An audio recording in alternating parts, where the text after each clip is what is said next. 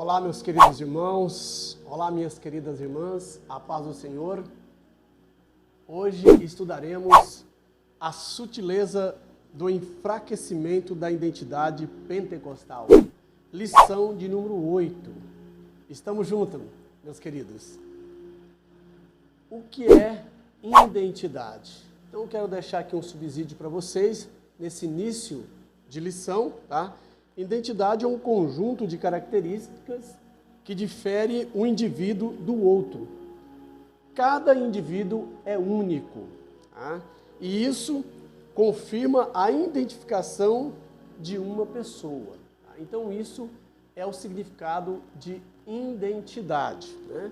Cada um tem a sua característica que o identifica. Tá? Com a igreja não é diferente. Tá? O que difere uma igreja tradicional de uma igreja pentecostal? Tá?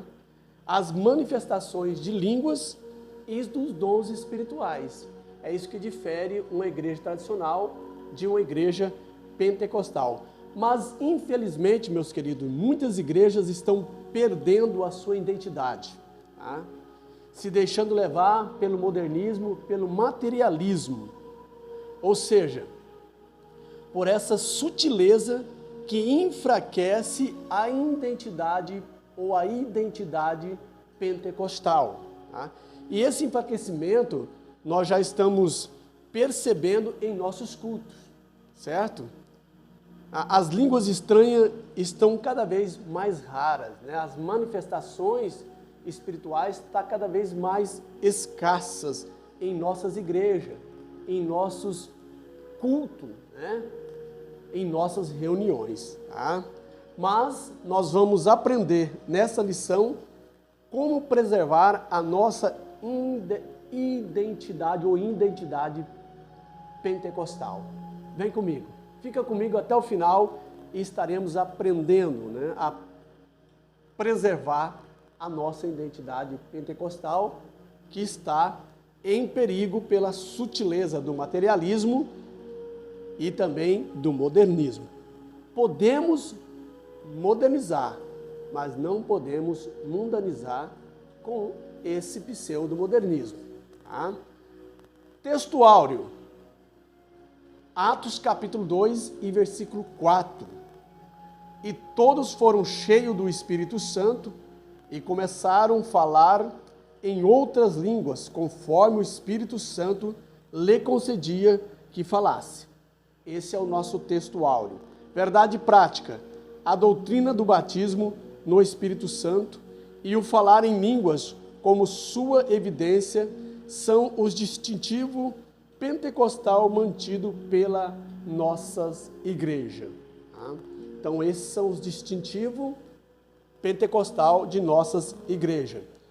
A nossa leitura bíblica em classe está em Atos capítulo 2 e versículo 1 ao 4, em 1 Coríntios capítulo 12, versículo 7 ao 11. Tá?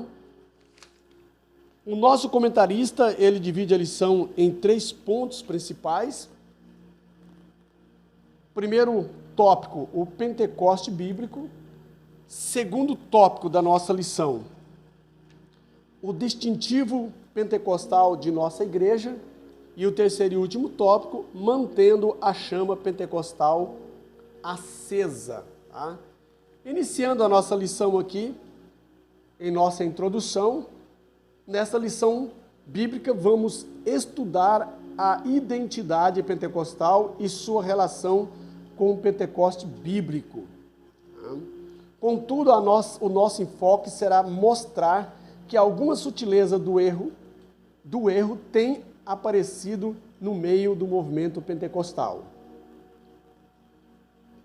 No contexto da nossa igreja, o principal deles está relacionado com a negação da atualidade dos dons espirituais e, de uma forma mais específica, a negação da doutrina do falar em outras línguas como a evidência física do batismo no Espírito Santo. Vejamos, pois, como corrigir esses desvios doutrinários. Né? Então, vemos aí o que está acontecendo, esse perigo, essa sutileza no meio de nossas igreja, né? Fazendo assim, nós, né, perdermos a nossa identidade. As Assembleias de Deus era copiado por tudo e por todas, né? Nós éramos referência. Todos copiavam nossos hinários, né? A nossa liturgia, porém hoje, né, estamos perdendo essa identidade. Às vezes muitas igrejas nossas estão copiando outras igrejas. E isso é perca de identidade. Então vamos aprender nessa lição a preservar a nossa identidade pentecostal. Tá? Iniciando nosso primeiro tópico, o Pentecoste bíblico. O que é Pentecoste? Né? Para nós aprendermos um pouco mais. Né? O Pentecoste é uma festa judaica. Tá? É festa, os judeus fazem 7 festas, certo? Ao decorrer do ano, certo? 7 festas, e o Pentecoste é a 4ª festa, né? Entre elas, tá? Por isso ela é a festa central das festas judaicas, né? Temos primeiro a Páscoa, os pães asmos, as primícias, aí vem o Pentecoste, ela fica no centro, ela é a principal, ok? Depois temos a festa das trombetas, né? Da expiação e tabernáculo. Então, o Pentecoste, ela é a festa central dos judeus, certo? E eis aí, né, a razão porque nós somos pentecostais, porque foi no dia, né, da festa de Pentecoste que houve o derramamento do Espírito Santo sobre os crentes ali reunidos em Jerusalém. Então vem aí o adjetivo, né, de Pentecoste ou pentecostal, tá? Movimento pentecostal. Então, está aí porque nós somos pentecostais, porque foi nesse dia, né, da festa do Pentecoste que se deu o derramamento do Espírito Santo. Tá? Primeiro subponto, o Espírito prometido. Tá? Nós vemos aqui que no Antigo Testamento mostra a ação do Espírito Santo em diferentes momentos e sobre a vida de diferentes pessoas. Assim vemos o Espírito Santo do Senhor agindo sobre a criação. Nós temos aqui, ok? No Antigo Testamento, nós temos a presença do Espírito Santo, agindo esporadicamente em cada situação. Tá? Então nós vamos ver a diferença do Antigo Testamento e do primeiro. E justamente no Antigo Testamento que há a promessa, né, do derramamento do Espírito Santo, né, na igreja primitiva, na igreja já neotestamentária, ok? Então nós vemos aqui a manifestação, a presença do Espírito Santo no Antigo Testamento, no início, no livro de Gênesis, capítulo 1, certo? E verso 2, né? No capítulo 1, verso 1 e 2, nós temos... no princípio criou Deus os céus e a terra, né? Bereshit bara Elohim. Ruá, que é o Espírito. O Espírito de Deus, o 2, ele pairava sobre a face das águas, né? Havia o abismo, né? Então o Espírito de Deus pairava sobre a face das águas. Então no hebraico, Bereshit bara Elohim, né? Ruá, que é o Espírito Santo, e ele pairava sobre a face das águas, ok? Temos também o Espírito Santo manifestando esporadicamente em determinadas pessoas, como reis, né, sacerdote e profeta. E algumas exceções, como juízes, né? Nós vemos aqui a manifestação do Espírito Santo sobre Gideão, quando ele com 300 homens derrota o exército dos filisteus, tá? Temos também Jefté, certo? Que também vence a batalha contra os filisteus. E também temos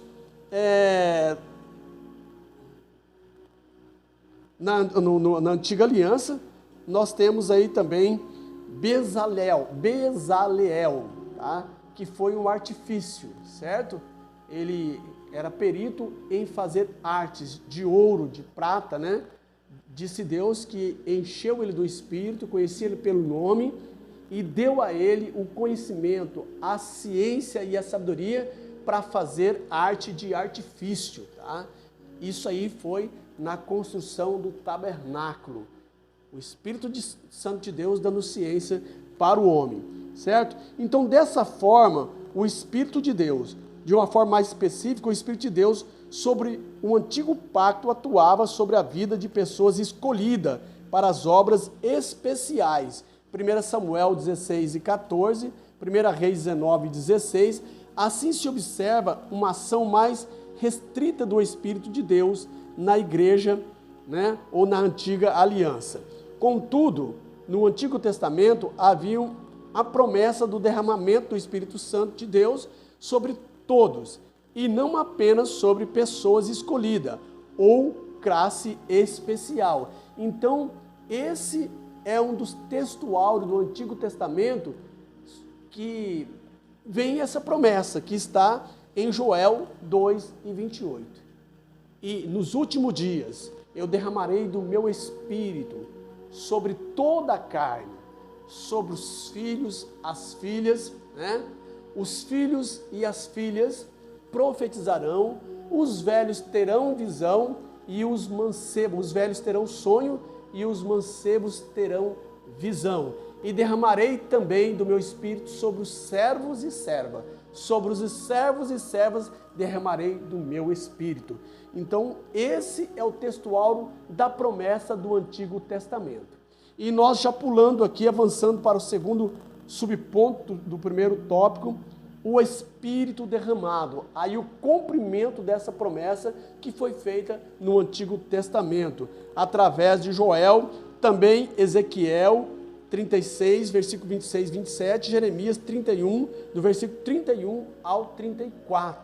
Tá? Então essa promessa foi feita e agora acontece, né? A promessa se cumpre no Novo Testamento. Tá? No Novo Testamento, entretanto, é que as promessas a respeito da vinda do Espírito Santo têm cumprimento. O profeta Joel profetizou a vinda do Espírito de uma forma copiosa. Joel 2 e 28, como já mencionamos. Essa promessa teve o seu fiel cumprimento no dia do Pentecoste e é identificada como batismo no Espírito Santo. Atos capítulo 2, verso 1 ao 4. No Pentecoste, observamos que o Espírito é derramado sobre toda a carne, sem distinção de sexo, raça ou idade. Porém, aí nós temos que ter uma observação, meus queridos. Não podemos democratizar o Espírito Santo, né? Como muita gente diz que veio sobre todo mundo, né? E que muitos...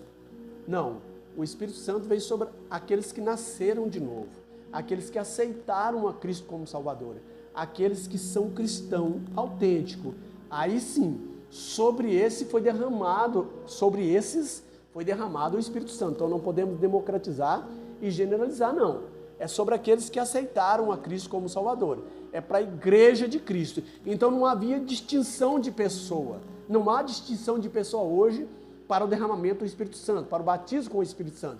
Porém, no Antigo Testamento era distinto. Era para rei, profetas, né, e sacerdote.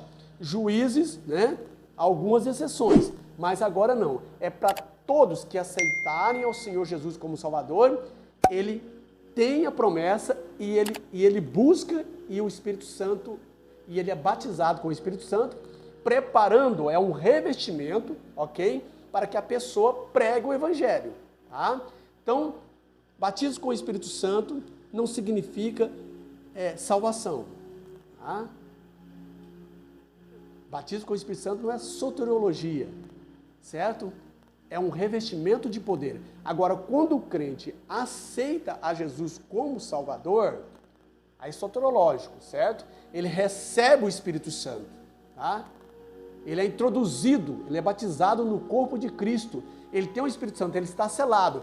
Se ele não receber o batismo com o Espírito Santo, e ele partir para a glória, partir dessa vida para outra, ele está salvo. Então, batismo com o Espírito Santo não é sinônimo de salvação, mas é revestimento. Mas o crente que aceita Cristo, independente, ele recebe o Espírito Santo de Deus e a sua salvação está garantida enquanto ele for fiel. Então, Batismo com o Espírito Santo. Santa Ceia, né, não é salvação. Porém, os salvos, eles são batizados com o Espírito Santo e participam da Santa Ceia. Tá? Então, fazendo uma distinção aí. Então, o batismo com o Espírito Santo é revestimento de poder para pregar, para ser testemunha de Jesus, tanto em Cuiabá, como em Vargem Grande, ou tanto em Vargem Grande como em Cuiabá, e até os confins da terra.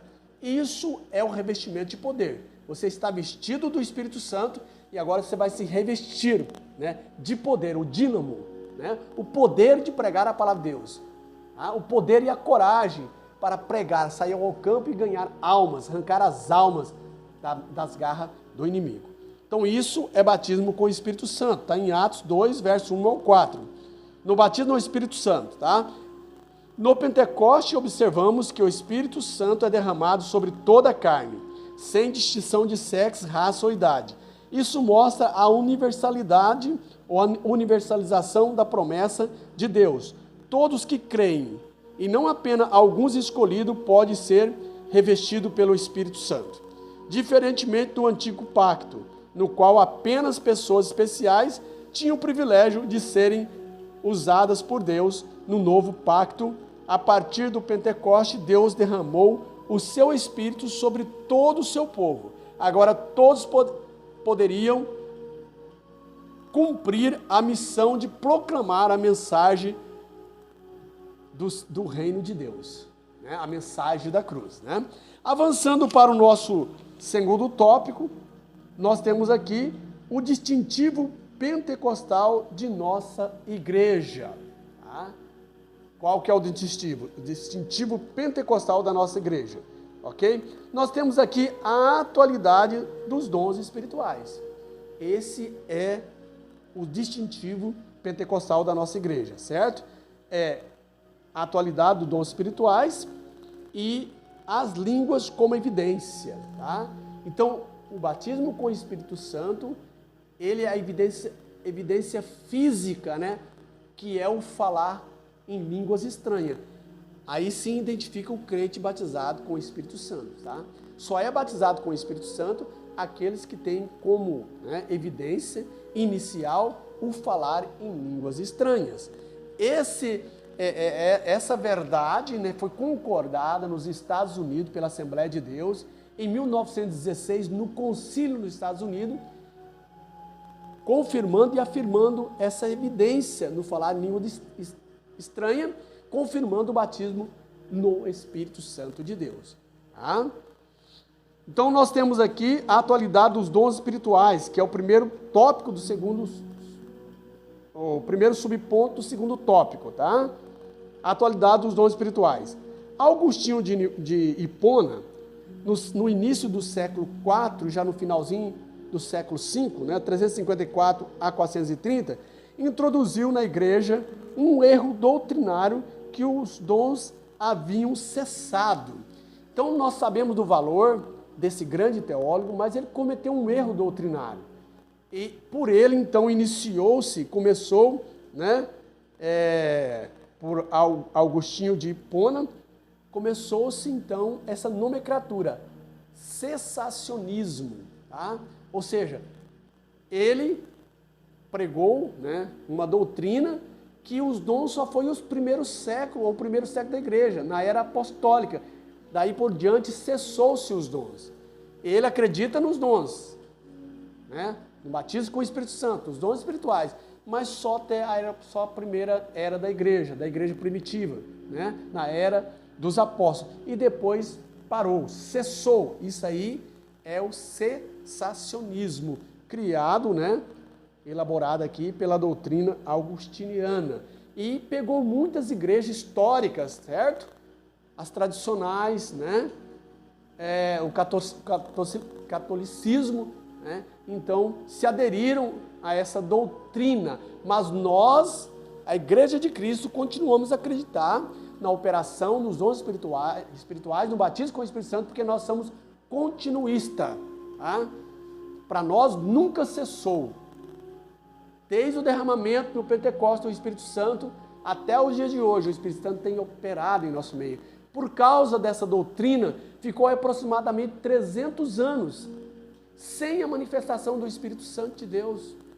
Mas, na Rua Azusa, em 1996, ou 1916, 1914, se não estou equivocado, começou o movimento, a explosão do derramamento do Espírito Santo, o movimento pentecostal. Iniciou-se na Rua Azusa, e aonde Gunnar Wigg, Daniel Berg, ali, inflamado pela chama do Espírito, as pessoas orando, foi algo que saiu nos jornais dos Estados Unidos na época, foi um movimento tremendo, certo? Diz que de longe, à noite, via-se um luzeiro no local, né, na Rua Azusa, aonde era manifestado o Espírito Santo. Foi vários dias de manifestação do Espírito Santo. As pessoas que iam passando pela rua caíam de joelho e era batizado com o Espírito Santo, confessando seus pecados. Os vizinhos que se incomodavam, né, e ficavam bravos, iam para reclamar, de repente caíam de joelhos, confessavam os seus pecados e era batizado. Tá? E William Simon, uma pessoa leiga, simples, certo? Tinha um problema, parece, se não estou equivocado, ele tinha uma visão dele era perdida, era cego de um olho, e ele colocou 2 caixotes de tomate, sentou num e colocou 2 na frente, e ele enfiava a cabeça e começava a orar, e enquanto ele levantava e falava a palavra de Deus, e o movimento, né, não parava. As pessoas eram batizadas, falavam em línguas, certo? Que chamou a atenção de todas aquelas pessoas que estavam ao redor na adjacência daquela região, daquela rua, e foi um grande movimento pentecostal. Então voltou novamente, né? Houve aí novamente o movimento pentecostal, certo? A renovação pentecostal. O reavivamento do Espírito Santo, porque o avivamento, o derramamento foi lá no Pentecoste, lá em Jerusalém, mas o reavivamento, tá? Essa explosão novamente do derramamento do Espírito Santo, então iniciou-se ali na Rua Azusa, tá? E então Daniel Berg, o navio passou por lá, e de lá ele foi enviado através do Espírito Santo para o Brasil. Em 1910, né, ele chega no Brasil. Então, Celina de Albuquerque, a primeira a ser batizada no Espírito Santo, então inicia-se as Assembleias de Deus, né, com o derramamento, com essa explosão, né, com esse avivamento do Espírito Santo aqui no Brasil, dos Estados Unidos para o Brasil, através do nosso missionário Daniel Berg e Gunnar Wigg, né? E hoje, o maior movimento e a maior igreja pentecostal é as Assembleias de Deus, tanto no Brasil como nos Estados Unidos e até nos confins da terra. Uma confirmação do batismo com o Espírito Santo, né? Então temos esse importante, né, fato, e até hoje permanece em nosso meio. No entendimento deles, os dons de fato existiam, né, de Agostinho. Contudo, havia sido restrito ao período apostólico. Esse ensino mudou o catolicismo medieval e o mesmo com o advento da grande reforma luterana. Os reformadores não conseguiram se desvencilhar dele. O movimento pentecostal surge posteriormente como resposta a esse desvio doutrinário. Os pentecostais não somente creem que os dons estão vigentes na igreja, como o exercem.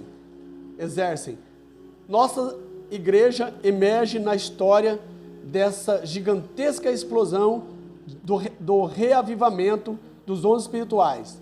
Na sua declaração de verdades fundamentais de 1916, as Assembleias de Deus confessavam que todos os crentes têm o direito e devem sinceramente buscar as promessas do Pai, o batismo no Espírito Santo e com fogo. Tá? Afirma ainda que com o batismo no Espírito Santo vem o revestimento de poder para a vida e serviço, a concessão dos dons e seus usos no trabalho do ministério. Lucas 24, 49, Atos 1, 4 ao 8 e 8.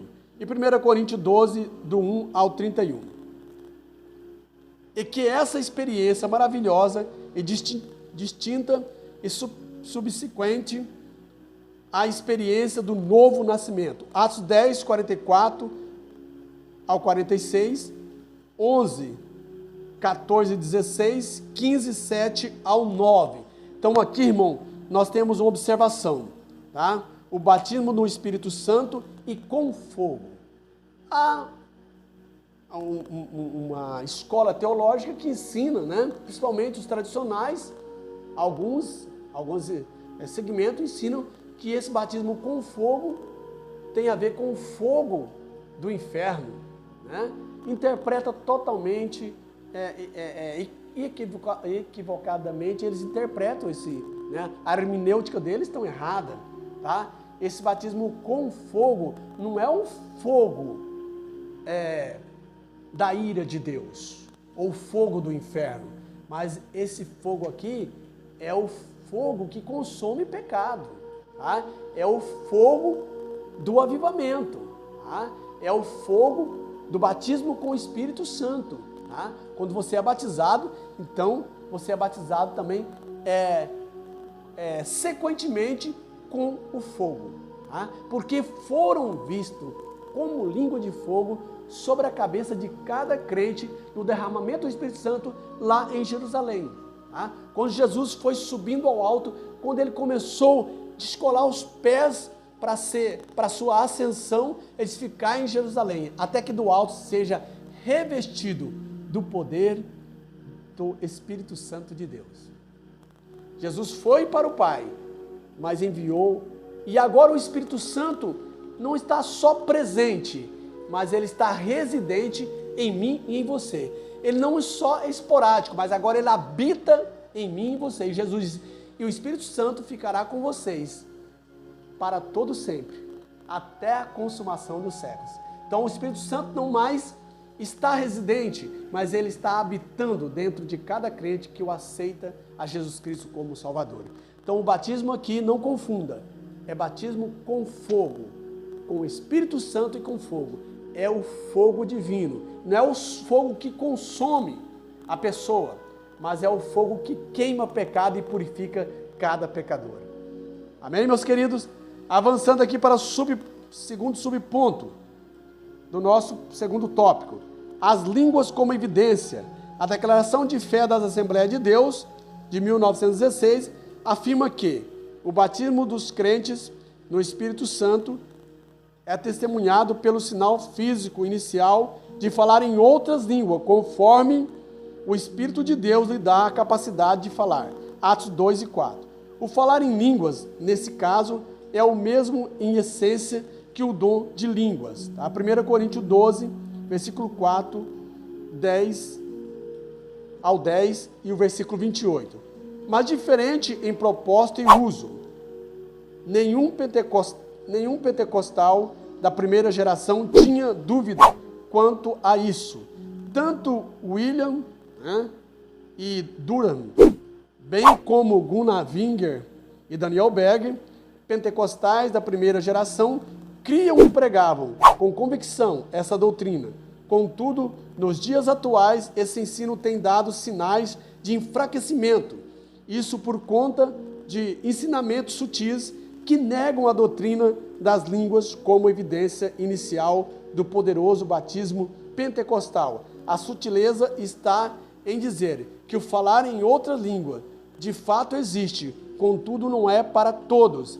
Esse desvio doutrinário teria a convicção do crente de que esse dom seja para ele. Na dúvida, ninguém recebe nada. Tiago 1, 6 e verso ao 6 e o versículo 8. Do 6 ao versículo 8. No entanto, a doutrina das línguas, como evidência inicial do batismo no Espírito Santo, é inegociável. Então, isso foi feito concílio e foi afirmado, está na nossa declaração de fé de 1916, no concílio nos Estados Unidos, que o batismo com o Espírito Santo só pode ser confirmado com o falar em línguas estranhas, tá? A evidência física inicial, o falar em línguas estranhas. Então se dá confirmado o batismo no Espírito Santo. Portanto, há movimento, né, de tirando, né, sutilmente, certo? Que o batismo não é necessariamente, né, ser comprovado com o falar em línguas estranhas, né? A evidência física no falar com a línguas estranhas. E com isso, muitos têm deixado de buscar o batismo com Espírito Santo, né? E nós vemos muitos, né, crentes pentecostais entrando nessa barca e se esfriando. E nós vemos sumindo das nossas igrejas o batismo com o Espírito Santo, com evidências de falar em línguas, certo? Os dons espirituais se apagando, né, vagarosamente, sutilmente, por causa desses ensinos errôneos, heréticos, que têm sutilmente atingido a nossa igreja. Mas a partir de hoje, dessa lição, vamos abraçar essa causa e vamos buscar e ensinar os nossos novos conversos a buscar, né, como lá na igreja de Jerusalém, com muita oração, né, glorificando no Senhor para que eles sejam batizados com o Espírito Santo, né, com evidências no falar em línguas estranhas. Não podemos perder a nossa identidade. Terceiro e último tópico, mantendo a chama pentecostal acesa. Tá? Fidelidade às Escrituras, uma marca distintiva dos pentecostais, clássico ou histórico, era o seu amor e fidelidade às Escrituras. Atos 2 e o versículo 42. E todos, né, permaneciam na doutrina dos apóstolos, no partir do pão, certo? Na comunhão, nas orações. E Deus acrescentava a cada dia à igreja as almas que haviam de se salvar. E começou com Pedro. 3.000 almas foi batizado dentro de um dia, não sei como. Acho que Pedro deu até cãibra nos braços que batizava com os dois, tá? Que aceitaram a Cristo, tá?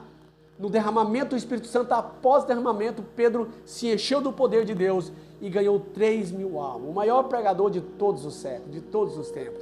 E com isso Deus foi confirmando. No versículo 42 nós vemos que estava todos unânimes na doutrina dos apóstolos, na comunhão, no partir do pão.